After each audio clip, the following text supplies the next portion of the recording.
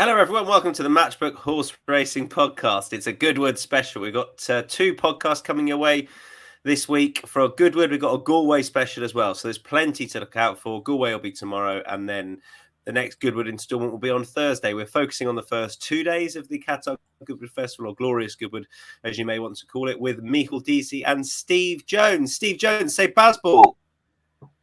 Bazball. Yeah, he loves it. He loves it. What a load of rubbish. The aim of cricket, the aim of sport actually is to win. Why did I do it? He was only just after calming down. Why did I do it? Micheál Deasy, say hello to everyone. Hello to everyone. Bazball. We want you to like and subscribe to our podcast if you're enjoying the content. After that opening, how could you not enjoy the content?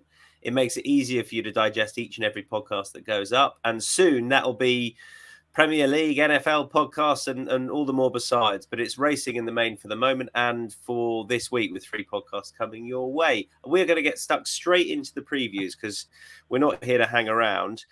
The first race we're going to preview is the Group 1 on each day. So the Group 1 on the Tuesday, the Group 1 on the Wednesday, and the 4:35 is the Goodwood Cup. And we now know that, sadly, we don't have both Gregory and Courage Mon Ami in here because Gregory wasn't declared for the race. But we do have Courage Mon Ami, who is at the top of the betting and is 3.5. Coltrane is half a point bigger at 4.0. Emily Dickinson, 7.0. Eldarov, 10.0. 12.0. And bigger the rest. Talking of Eldarov, step forward, Micheál Deasy. Yeah, I think he is a cracking win place bet in this. We probably may get into 3 places, but just had to look back at his 2 runs this year. Like, he absolutely flew home the first day at York after giving himself not much of a chance his way out the back, and it just didn't happen for him at all the last time. I think maybe 2.5 miles probably just stretched him. As we know, he's a ledger horse. He'll stay 1.6, and I think the 2 miles at Goodwood is an easy enough 2 miles. There's plenty of downhill in it, and I think if he can just travel into it as we know he can, I think he has a great chance of definitely hitting the frame and possibly even winning. I think at the 10.0, I'd be happy enough to have an even win place bet in that. All right, Steve, where are you looking? Not for the favourite. No, I think the Ascot form's good. I think the Courage Mon Ami is certainly a very exciting stayer. He showed it Ascot, just getting the better of Coltrane, but he's never done it on easy ground, and it's going to be quite testing. And although he's by Frankel, I think that does give him a little bit of an unknown. And he's come up against a horse who he only narrowly beat, or 3/4 of a length, he beat in the Ascot Gold Cup in the shape of Coltrane. And the favourite Courage Mon Ami does tend to pull quite hard in the early stages, and on softer ground that's obviously not ideal. And I just think Coltrane is just very professional. He's got that form on easy ground. It was on the soft side when he won the Doncaster Cup. It was also on the soft side when he made his return in the Cigaro Stakes. And so there's no problem there whatsoever. He's just a very solid horse. I mean, there might be one in there who's a bit better than him, be a bit more brilliant. But at this stage, I think Coltrane sets the kind of, he's the horse that you know will run his race, and that may well be good enough. So, yeah, it's Coltrane for me. All right, and I'm with Courage Mon Ami off the back of that run last time. I thought, Steve, he was quite good value for it, given the way he had to come through horses and pick up. I know that Asheen Murphy felt like he was ridden with a bit of a target on his back, or he rode the horse with a target on his back, and maybe it suited Frankie and Courage Mon Ami, but I feel he's the exciting horse, the unbeaten son of Frankel. I'm not concerned about the ground. And I think he's a better horse than Coltrane and actually value for half a point. I thought there might be a bit more between them in the betting. One of us, Steve, will be right. Not guaranteed. No. What I mean is one of us will be, as in those two won't dead heat. So. Okay, yeah. I didn't realise they paid out if you finished 6th and 7th. But we'll have bragging rights at the cricket match tomorrow night, at least. That's the most important thing. I'll always give you bragging rights, Tommy, because you got the best haircut in the world. Steve will be playing baseball at the cricket on Tuesday evening, won't you, Steve? He opens the batting, and we call him Straight Bat Steve. We used to call him Blue Helmet Steve. He does have a blue helmet, but he wears a light blue helmet to bat in. But yeah, he's very straight batted, even though you got to hit out a little bit. But he's a very capable batsman, aren't you, Jonesy? Well, batter. Just because you batter, yeah, like you get in the chip shop. Just because you play proper shots doesn't mean you can't hit the ball hard. And in fact, it probably means that you hit the ball harder. And Dees knows this because he's heard it before. He has. We all have. The 250 at Goodwood is the Chesterfield Cup. I'll give you prices when we get to our selections. I'm going to kick us off because I really fancy one here, which is Soto Sizzler, who is a whopping, no, he's not as big as I thought, 15.0. He was a bit bigger than that. He, I think, has been kept for this race. He's a course winner over further.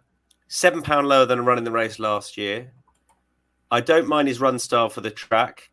He's drawn 4. Ryan Moore is going to need to sort of edge out. I quite like slingshotting into the straight and coming wide. I don't think that's a bad thing. He was on the wrong part of the track in every which way at Epsom. You needed to be on the rail and up with the speed. He was off the speed down the centre of the track. Thought that was a massive markup run. I think he's very interesting. Soto Sizzler. Steve. Yeah, I agree with that. I think Soto Sizzler's got a good chance. I was very tempted by him, but I went for one at a similar sort of price in Paradias of Alan Kings, who has been fairly consistent, has got that form on easy ground, was running well last summer and won at Yarmouth on easiest ground. The run that I think was very good was Sandown in June, beat Lord Protector, and that I thought was the kind of the win of a horse that was starting to progress quite rapidly, only 4-year-old, and that was on the back of a promising return to action. And then last time back at Sandown, I just thought the wide draw was absolutely no good at all to Paradias, and considering he'd beaten the winner, Lord Protector, on his previous start, that form sort of stacked up, and it was just the fact that he couldn't get in at the rear. He was too keen. He was too far back, and it was kind of never going to happen for him. And so I think that's kind of been ignored a little bit. A wide draw again in this, but that doesn't tend to be a problem over 10 furlongs at Goodwood. Plenty of horses. In fact, the last 2 winners, or 3 of the last 4 winners of this race have been drawn quite high. So that's not a problem this time, or it shouldn't be. And so Paradias at about 15.0 is my fancy in the 250. And Dees, you like a horse drawn 3? Yeah, I found this one hard. Hard to nail down. I had about 6 on the short list. The first one that caught me was Kai's Chorister, but David Manuzzi is in such bad form. I think he would have been a solid bet if he had a winner in the last 2 weeks, but I don't think he has. He's just really his horses aren't running well at all. And Mock the Sab was the other one. He's just running off a featherweight and was third in this last year. But again, with him now, he's just horses aren't running well, so that couldn't put me off. So the one I'm going for is Outbreak. Charlie Johnson's horse. He was, as usual, he was out busy at the start of the season. I think he's after running 5 or 6 times already this year, but he's been freshened up. So they're running more than that this year, actually. He's won twice this year. He won at Lingfield in the second start, and he won at Newmarket as well on good ground. No, I wouldn't want it to be too soft from, but again, like this is a festival that Mark Johnson did very well at. He should be fit, and the break should have done him well for freshen him up. And again, he's a double figure price, so I'll be having a win place betting him. The Sports Elephant says Quick Thorn from the front. Incidentally, this was in the Goodwood Cup. Thanks for that. And Simon O'Neill says, will it be that testing on Tuesday? Very high winds tomorrow. Let me give you the latest Turf Tracks course services information. Currently good to soft, soft in places. Good to soft, soft in places as of today. There is a bit of rain around today and into this evening. Dry tomorrow, then rain again tomorrow night. But very high winds around the next couple of days. I was working on good to soft, Steve. I don't know what you think. Yeah, me too.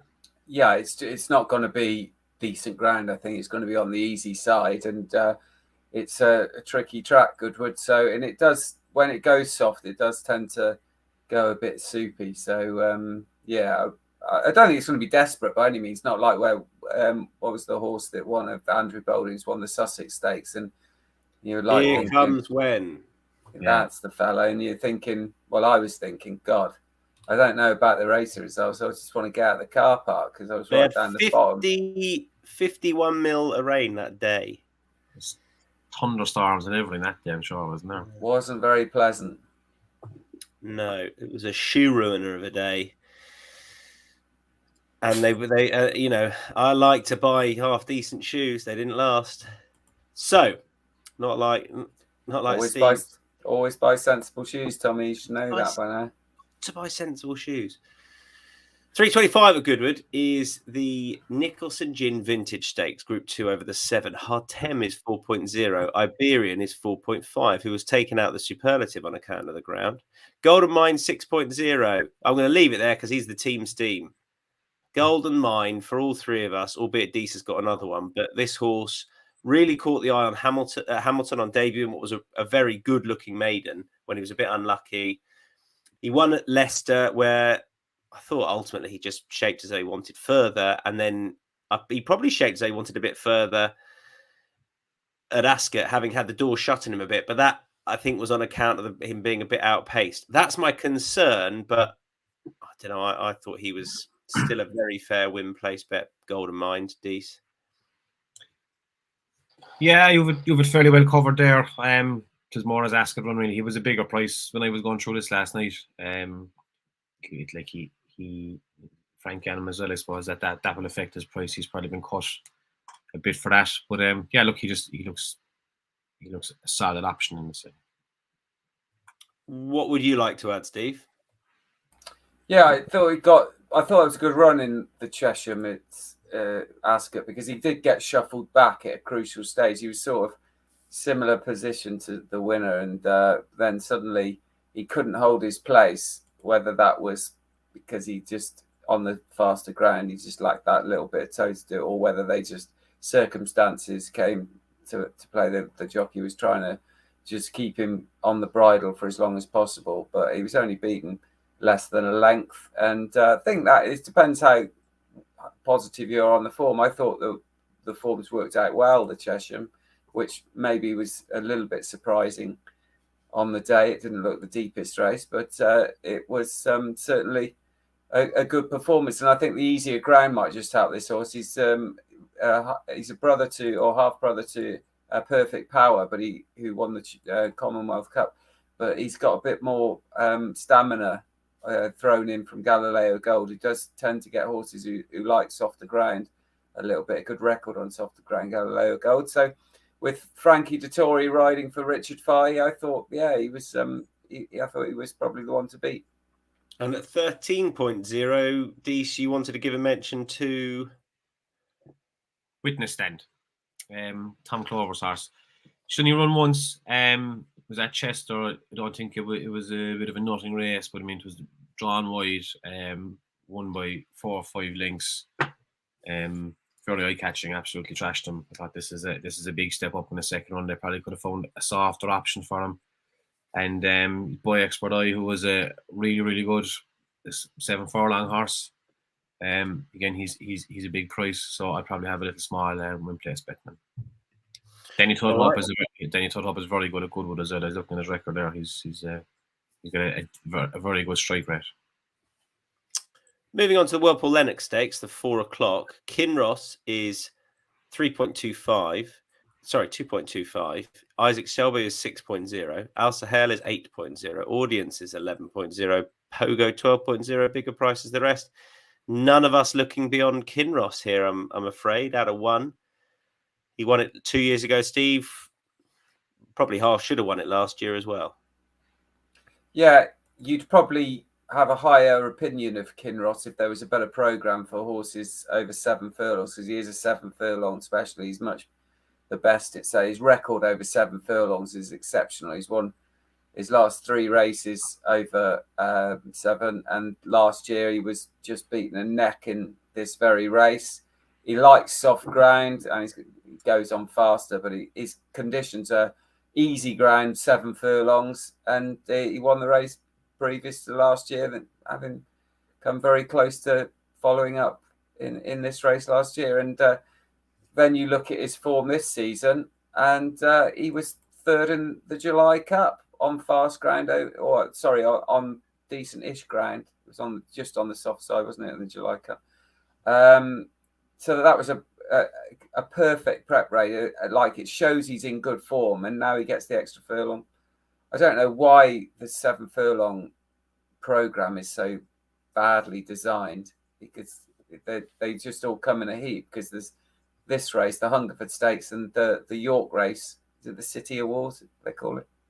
I don't know. And they're all in a heap. And that's basically the 3 in Britain. That's the top 3 7 furlong races of the season, which is a bit bizarre. Yeah, I hear you. I don't want to add anything to the selection there, Dees. No, I think I went through this just trying to find a reason why he wouldn't win it, and I couldn't. I think he has everything in his favour. He should just go out and do the business. Yeah, job done. Hopefully, I if there's one horse I don't want to win, it's Al Sahel, who I've championed a bit in the past, and I've just given up. I think he's got loads of talent, and he just infrequently shows it. So I'll be keeping an eye on him, hoping he doesn't do the business. But he was held in this race last year. Kinross 2.25 is our team selection for that. Anything else then on day one? Both Deasy and I have got one in the opener. I'm with Lord Ridderford, who's managed to come down in the weights from last year. He was successful. He is ideal for this straight course at Goodwood, and he was a fair enough price, I thought. So Lord Ridderford, he's drawn the other side now. He's drawn 15, but actually I think they tend to come up the rail initially at the meeting, and I think that'll be absolutely fine. He won't be too far off the early pace. Dees? Yeah, I mean, there's 2 of them in the first race that kind of caught my bigger price. The first one is Designer, John Butler's horse. He has good form and good to soft. He kind of came into himself, I suppose, in August last year. He won a good race at York and ran Manaccan to a length and a half at the end of the season, then in Ascot. So I think he probably needs a bit of cut in the ground. He's had 6 weeks off. I know he didn't do much at the start of the season, but he dropped to 92. And again, he's a double figure price, so we're having a little win place betting him. Another one, I was kind of hoping he'd be bigger. He's after coming in a bit, but when the deal is done for Roger Teal, he has, was it 2 years ago he won here? Yeah, he won at the festival 2 years ago. He had a 5 furlong handicap. Beat a Point to Bear. It was by far a career best, but it was in very similar conditions. There was sloppy all day, and he went very close then again last year. I think he completely bombed out last year. I'm saying I was looking at the wrong race there. But again, Roger Teal is coming back into form as well. I think he's having a better season. He kind of didn't do much there. There you go, come on, Simon. He had a quiet year last year, but I think he is on form this year. And if you were just lying back in his runners, you'd be up. If you were 10 on them all, you'd be up 460 quid. So that's what we want. He'd obviously have a net out for this, and I think that I'll have a little win place betting him, and I might double him. I meant to mention Ocean Wind as well in the Goodwood Cup. I think he's a big price. He ran very well the last time from a long layoff, and if he doesn't bounce, he could be running into the place towards the end. So maybe a little each way double in there. So. Yes, Simon says when the dealing's done, my nap for Tuesday. Good luck there, Simon. Steve, anything else? I think it's the last race, the 505. Big field, mile handicap at this course. When you get that scenario, you want to be drawn low. Peace of Mind is drawn stall 1, and she's been too keen on the front since winning at Nottingham, and I just wonder whether William Buick will be able to sit in behind the pace and get a bit more cover and maybe settle a bit better. And if that's the case, Peace of Mind will have a really good chance. If she gets the run of the race, she's going to be way too big at what she is, about 15.0, is she? It's the penultimate race. It's not the last. Yeah, 15.0, something around there. I think she's got a chance. All right. And we move on to our long shot. Yes, we do. It's the Matchbook Zero long shot. A reminder, you can get now a max payout on Matchbook Zero. So there's now not a £20 stake limit. The market goes live at 10 a.m. on the day for Matchbook Zero. Remember, it's zero margin, zero commission. So you're most likely to be getting best odds. You are likely to be doing so anyway with the nature of an exchange. But with Matchbook Zero, with zero commission, that's all enhanced in your odds. So maximum payouts and no margin or commission built in. So you're most likely to be getting best odds. Mine is Soto Sizzler, my Matchbook Zero long shot. So have a look at that market for race 3. Goes up at 10 a.m. every day, the markets. That's in a 250 at Goodwood and is double figure price as well. Steve, your Matchbook Zero long shot? Yeah, in the same race, it is Paradias. And For all the Deasy. reasons mentioned earlier. Yeah, Dees. Mine was Outbreak in that race as well, but just for something different, I'll go for When the Deal is Done, because you can't have 3 bets in that race when you have the one Matchbook Zero. Okay, fair enough. Well, what price is When the Dealing's Done? Was you saying a bit shorter than you expected? I think he's about 12 or 13.0 now. Yeah, 15. 15.0. Oh, lovely. When the Dealing's Done. We haven't got any lays, have we? Is that right? Nothing there? No? Right, moving on. Bit too competitive for me to latch onto a short one. Yeah, I agree. And we're all with Kinross, so there we are. Mm-hmm. Best bets. We're going to have one per race, but you two have gone for the same race. So, Steve, I'm going to ask you for one other than Kinross, please. Mine is Soto Sizzler in the 250 at Goodwood. I really fancy him at the prices. DC? Mine is Kinross. Yeah, and Steve? Yeah, I'm a tough day. I'll go for Golden Mind then in the Vintage Stakes if I can't have Kinross, because Kinross will win. But I'll go for another winner, Golden Mind. Yeah, you can't have Kinross. It's just you need to be better than that. All right, get your error. In the 325. Don't speak to DC like that. Day 2 of the Qatar Goodwood Festival is Wednesday, and we're going to start with the feature, the Qatar Sussex Stakes. Just the 6 in it, because we don't have Nostrum, and we've got Paddington in there at 1.5, Inspiral is 5.5, Aldari 13.0, Facteur Cheval is 21.0, Bigger Price is the final pair. So, Steve, I know you're Paddington no bet. I think we all think Paddington's going to win. Dees, I think you and I are playing it a similar sort of way. So, this Aldari, I think he wants soft ground. If there's rain on Tuesday night and it's officially soft on the Wednesday, he was backed so well last time in the race. He was second into Master of the Seas, but the ground had quickened up again. I think he wants genuinely soft ground. I think he's worth another chance. A weight of money came from last time. So I'll probably be backing Paddington, Aldari forecast, Aldari without the favourite. And that's how I'll do it. Dees. Yeah, you just made the case there. I'm just going to go for the straight forecast. Paddington first and Aldari second. I just think Inspire will hate the ground if it's soft. That's my main angle into it. I think Paddington has a huge class edge in them. I don't think Inspire will like it. I've kind of operated on it being soft ground on Wednesday, real soft. The weather app I use is so there's loads of rain coming. Even during the day Wednesday it'll be lashing. So I think by 3:30 there could be plenty of it gotten into the ground, and I think Inspire will hate it, and Aldari is my best bet to come second, and you'll get a better price back in the straight forecast than you would back in without. Forecast. There you go. Forecast now available on Matchbook. Do you want to add anything, Steve? You absolutely don't have to. Someone said to me at the weekend, I think Paddington's better than August Rodin. And I think you're probably right. So I don't expect him to bomb out like the favourite for the King George. And I think there might be kind of a weird kind of association that might happen because it happened to a different horse. And I don't subscribe to that. I think Paddington's very good. All right, 150. We're going to go back. Is more of a betting heat. Amleto is 5.5. Westerton is 7.5. Fox Journey 8.5. Tagabawa is 9.5, 10.0, and bigger the rest. Steve, straight back at you.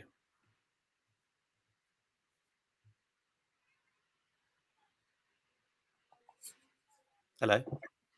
I've got so many pages open. I couldn't work out how to mute myself. So and I'm all confused now. First race on Wednesday, Tagabawa of Godolphins, and good section there. Yeah, I'm sure it'd be edited, hopefully, by our producer who's had a heavy night after the All Ireland. But Tagabawa's top weight, but I think that if it does rain, this horse will handle softer ground, and it's the half brother Manobo, with very good horse who won group races in France and Maidan for Godolphin on soft ground, and Tagabawa's by New Approach as well, so really good pedigree. And the 2 runs on turf is 2 from 3 on the all weather, but 2 runs in turf. First time up at Ascot over 1.5 miles in the King George, the handicap at Royal Ascot, just sat too close to it was run at a furious pace. And William Buick was quite keen to get from a middleish draw. He was quite keen to get a prominent position and kind of put the accelerator down early on Tagabawa to do that. And they just went way too hard. And although he was about in the kind of 3rd or 4th band back, he was still too close to the pace. And considering this horse got himself involved, and I think was still second with a furlong and a half to run, I think that was a huge performance in that race, and dropped back to maybe they thought they didn't get home in the King George, but I think it was just solely because they went so hard, and so they dropped him back to 10 furlongs. He didn't have a great draw at Newmarket July meeting and just couldn't really get into it. He did get to the front sort of 3 out, but was soon brushed aside, and it didn't really pan out for him. I think he's got a decent race in him, this horse. So Tagabawa for me in the first. On a line through that Ascot run, I think both he and Perfuse is the other one, just exactly as you're saying, Steve, did too much up top. And then Perfuse was in this race. They sat a very similar position, didn't they? Yeah. Perfuse. And they did everything together sort of thing, because they both got into a challenging position. I think Perfuse actually got to the front a furlong and a half out with Tagabawa kind of challenging him, and then the horses that were ridden way back just came flying through. I would make those 2 probably the best horses in that race. And Perfuse runs, I think, on Thursday over 10. I'd rather they were sticking to 1.5 miles for all the reasons Steve said, but there you are. I think he's well worth keeping an eye out for. I'm putting up French Invasion. When you get more than one Johnston runner in the race, they tend to dictate it up top. And I think that those 3 are the most likely pace angles, and they tend to stay there. This horse is a bit of an unknown quantity at 10.0. He was disappointing on the face of it, having been keen and then not getting a run, although he wouldn't have won at Southwell last time. He's been off for a while. I don't know why. He's just the sort of... He was 2 from 2 prior to that. He's just the sort of profile that I thought could easily be better than a mark of 85. And I don't know if he had a problem, but maybe they've just kept him off they like his mark, and they've just kept him off for a meeting that they really like. So French Invasion at 10.0 for me, DC. Yeah, everything you said there. French Invasion as well. I took he was 17.0 last night, so I had a little small bet in him. So I'm after getting the value already. Frankie was dropped up in him early, so that was just an eye catching one. I know he'd shorten based on that. And the fact that he won his first 2 races so well. I mean, there was no like easing him into it or protecting the mark. And the 2 horses that beat him the last time, the 2 James Tate horses, are rated in the 90s now. So again, like, you're never going to go too broke back in the Johnson horses at Glorious Goodwood. he's short enough now, and this is quite an open race. But I'm happy with him. Happy with him. I think he can run a big race. GLN said, "Is this today's races they're talking about?" Well, if you're joining us live, we're on Wednesday, and we started off talking about Tuesday. Just so you know, we're not doing anything today. But this is Wednesday. Simon says there's a good stat with haggis horses running again within 28 days. Well, you need to tell us more, please, Simon, because I want to know what the stat is, and then I'll verify it independently. But thank you. Do let us know what that is. We roll on. Dees, I promise I won't go first if we've tipped up the same horse again, because I think I've done that throughout the podcast. Apologies. The Whispering Angel Oak Tree Stakes. Whispering Angel's very nice. But the Rock Angel is my favourite variety, if anyone's interested. Fast Response is 6.5. Jumbly is 6.5. Breeze 9.0. Matilda Picot 10.0, as is White Moonlight. I'll come straight back to you, Dees. This was a very conditions-based pick. I think she Fast Response last time she at the start of the season she finished second to Vadream and bottomless ground at Doncaster, and last time at Chester again she came from last almost first, flew home again through on soft ground at Chester. I think she was third favourite when I was over this last night. She's been backed in on decks. I can just all her best form is on soft. I think it's going to be soft ground, and she's a nice horse. I was very close to look at White Moonlight as well, but I just think that the conditions might go against her. You mentioned Dream of Love. Mine a tentative selection. I'll only back her if I've had a good day, or if I've had a good Tuesday, because she's not one to hang your hat on. But 11.0. If you go back to that Morge run at Meydan on soft ground, my goodness me, that was outrageously good. And then it's all gone to pot since then. But there's a good horse in there, and I didn't want to play at the top of the market. I can't say much more than that. It's tentative. Steve? I thought you were going to go for International Angel, because you seem to know all about angels, Rock Angel and Whispering Angel and International. So I was surprised by that. Anyway, I'm going to go for White Moonlight, who I think is a very progressive horse. And in her last two starts, she beat Heredia at Musselburgh in June on Derby Day. And then next time, very straightforward, another listed win, made all the running, looked very good, beating Queen Animatu, who has got a good record on the all-weather and had the likes of Heredia again and International Angel, your horse, behind. Has got form on easy ground, and I just think is very progressive for a yard that remain in good form side. Ben Soroy doesn't have a huge amount of runners these days, but they're running really well. And Oisin Murphy in the saddle, I think this might be too hot to handle White Moonlight. I think she's going forward at a rate of knots, and although she's 6, she's probably more progressive than a lot of them in there.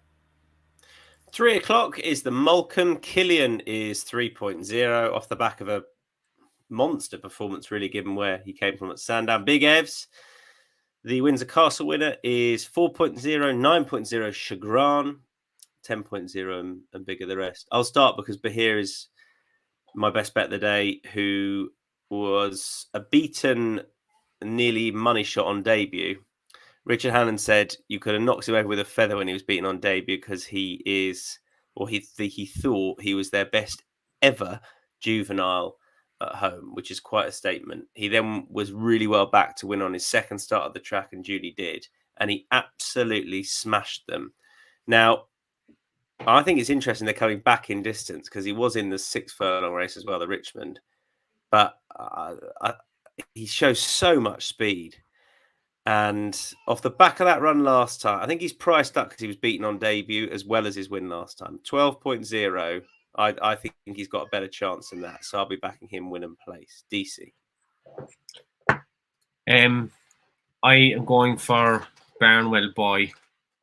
He is a courseman. He was I think he went off second favourite for that Windsor Castle. There was a lot of he was back in the day as well. There was a lot of confidence behind him, but he just ran absolutely stink that day. It's more of a price thing than anything. Killian looks to be a good one. Adele actually said on his debut at York that this is one of Carl's best 2-year-olds, and he was beaten. I think I can see him probably Barnwell Boy again. I think he just come back to form here. He's been freshened up for this, and as I said before, they target this meeting, so I'm hoping that he just be in better form and can hit the frame. Steve.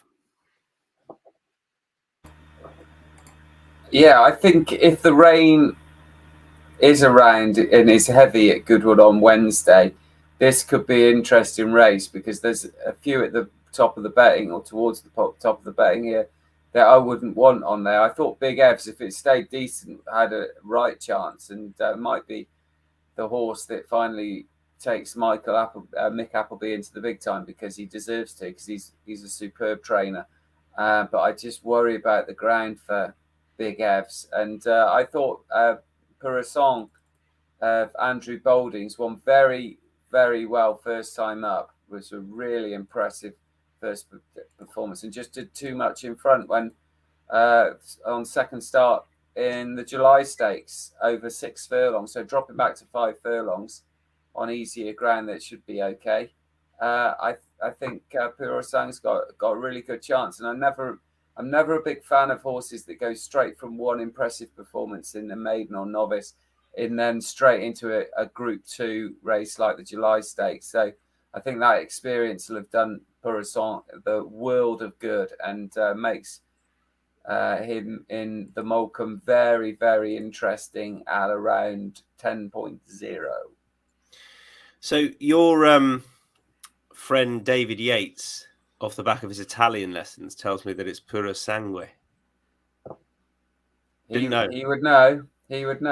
I'm glad that you've been talking pronunciations with him. Your wife must love you of an evening. It's Italian for thoroughbred. And is that right? Good knowledge. It's the Ferrari image, I think. I shan't tell you the only reason why, or one of the reasons why Dave Yates has that. It speaks Italian. It's nothing to do with the Italian teacher he's got. I'm assured. Yeah, I'm assured of that. Puro sangue. There we are. Puro sangue. Yeah. Moving on to the. Oh no, we're done there, aren't we? We got. It's time for our Matt. No, any other bets? I got nothing. You two are looking at the 520. I don't even know what the 520 is, gentlemen. It's the Whirlpool Handicap. Take it away, Dees. I didn't even know our prices horses yet, no, but Classic kind of caught my eye in that. He finished second to the Foxes on the Saturday of Goodwood last year, and then won next time out on soft ground, beating Obelix. And they threw him into the Greenham at the start of the year behind Isaac Shelby, but he's come down in grade steadily since then. But I thought he mightn't have trained on at all, but he won last time at Sandown, beating Novus. He's obviously come back to form. He is in here off. He's a nice weight. I just thought he was an interesting one. He's a bit unexposed in a tree against a few other horses here. So depending on price, I'll have a little win place betting him. 12.0. Lovely. Compared to the 9.0 about Urban Sprawl, Steve. Yeah, this is a proper Mark Johnson stroke. Now Charlie Johnson, Goodwood horse. Ran a shocker last time when odds on last of 6. It's at Newmarket. Can't possibly win off the back of that, but we've seen it so many times with horses from this stable. One poor run, bounce back to their best, and I'd say that last run at Newmarket is easily excused as well, because it came just a week after Urban Sprawl finished third in the Britannia at Royal Ascot, so it was quick enough after such a huge performance there. And nice break since, had the best more than a month off the track, freshened up. And if you go back to the Goodwood win in May, that showed you that this horse, A, likes the track, and B, is capable of a right good bit of form. Had the likes of Dark 30 and Classic in behind in that race. And after that, it bombed out at Epsom, then bounced back at Ascot, bombed out again at Newmarket, And at a meeting that this yard has an exceptional record in, especially in handicaps, I'm thinking that Urban Sprawl's going to bounce back to his best. And if he does that, he's got a right chance. I think this is a right Goodwood plot for the Johnstons. All right. That's Urban Sprawl and Classic. 2 shouts for that last contest. Reminder at Matchbook Zero. We're going to come to the Matchbook Zero long shots now. Market live at 10 a.m. Most likely to get best odds, and there's no limits on your bets. Matchbook Zero. So get over there and take advantage of that. Most likely to be getting the best odds, given the zero margin, zero commission. Mine is Bahia in the Mulcombe for reasons I've already given. Steve, who's yours? Well, I didn't have anything at a massive price, so I'm going to stick Pura Songe in there, who's 10.0. Okay, that'll do. DC? Yeah, I got to stick with French Invasion. I think he's the only one that was a big enough price to be a long shot, so I'll go with him. Best lays. I've got one in the, I think Killian, just as much as Big Evs, but Killian has got such a top of the ground action that I think if it gets wet underfoot, I'd just worry a bit. And I'd really worry whether he was so eye-catching what he did at Sandown. It's not easy to do that at Sandown, but at least it's a stiff finish. I worry whether he'll be able to do that at Goodwood. I'm not convinced. He could easily be the best in the race, but I'm willing to take him on at the prices at around about 3.0. So I'm going to lay Killian. Best bets. I'm shock horror with Bahia, my best bet on day one in the Mulcombe. Steve, your best bet. White Moonlight, and just had a message from my man at Goodwood. Says it's rained this morning as well at Goodwood, already soft ground, and so 5 mil already today. It's going to be testing enough tomorrow, and then if they get more on Wednesday, I don't know how strong the winds would have to be to dry it out, but I'd say we'd be trying to hold on to your wig, Tommy. They don't move. I'll be fine. White Moonlight for Steve. DC, is that really your best bet?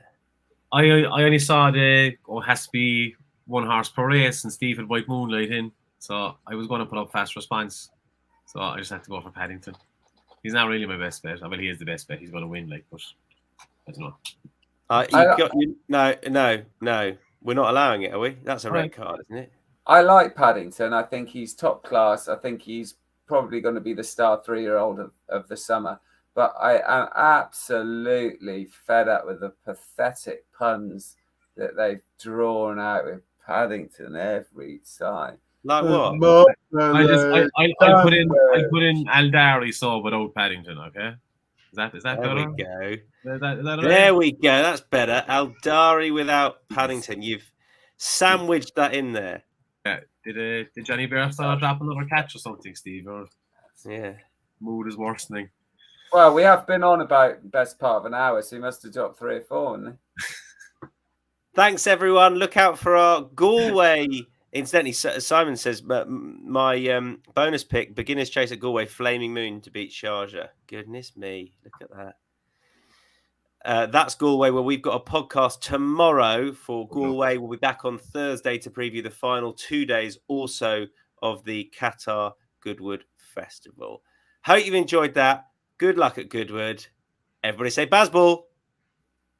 Bazball. Bye.